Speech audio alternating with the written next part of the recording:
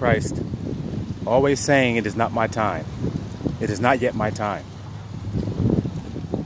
Wisdom would ask the question, why? How did you know that?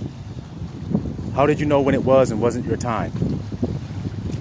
See, Christ understood the foreshadowings. And when you read in the scripture, you read about foreshadowings of things to come.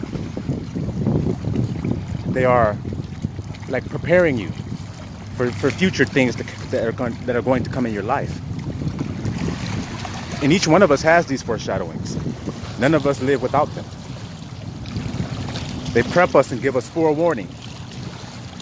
And unless we understand these things and see them and use wisdom, then we'll miss them and we'll be caught off guard when things happen in our life. See, Yahushua, he was never caught off guard. He was never caught unawares because he knew the foreshadowings. He had seen the loops. So he understood what things were to come, because we understand that this life is in a cycle. It's cyclical. It's not linear. It's not in a straight line. And so I want to encourage you all to pay attention to the foreshadowings of your life. The things that come into your life to show you the things to come.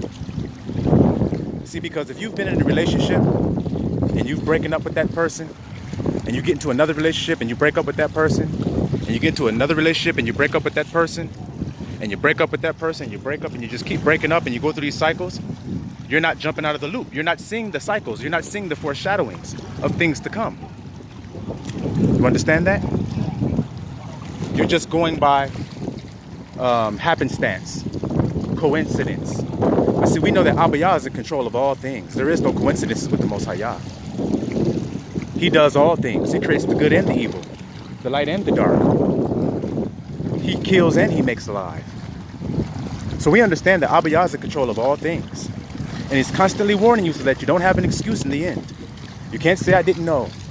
You can't say it was caught me off guard, or I didn't expect it, because he's always giving you warnings. And he's always showing you the fullness of your life in other people and in circumstances that you go through with your friends, your family. These are all foreshadowings of what's to come for you. And if you understand it and embrace it, then you'll be prepared when it comes into your life. You won't push it away. Because a lot of us, when the blessings do come into our life, after we've had all the foreshadow warnings, we get discouraged and we say, well, it's not going to happen. It's the same thing with Christ when they say, oh, he's not coming. So we may as well just sit and chill and eat and drink and just have a good time because he's not coming. But he's giving you foreshadowings that he is coming. He's giving you foreshadowings of what's to come for you. It's up for you to look at your life and see those foreshadowings and come into alignment with it before it's everlastingly too late.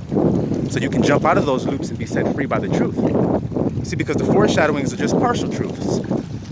You may be with somebody and the foreshadowing may be, you're going to be with a man, my sister. You're going to have a husband.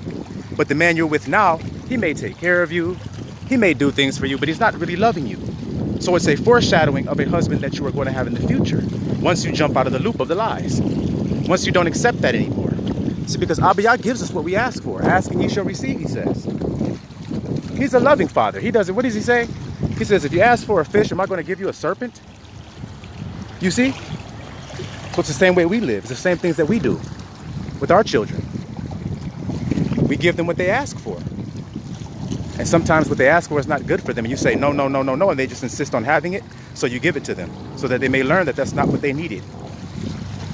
Because he doesn't always give us what we want, but he always gives us what we need. So pay attention to the signs and obey them. When he tells you to jump out of the loop, jump out without fear. Because we know those things take faith, children. It's not hard. I mean, it's not easy sometimes to jump out.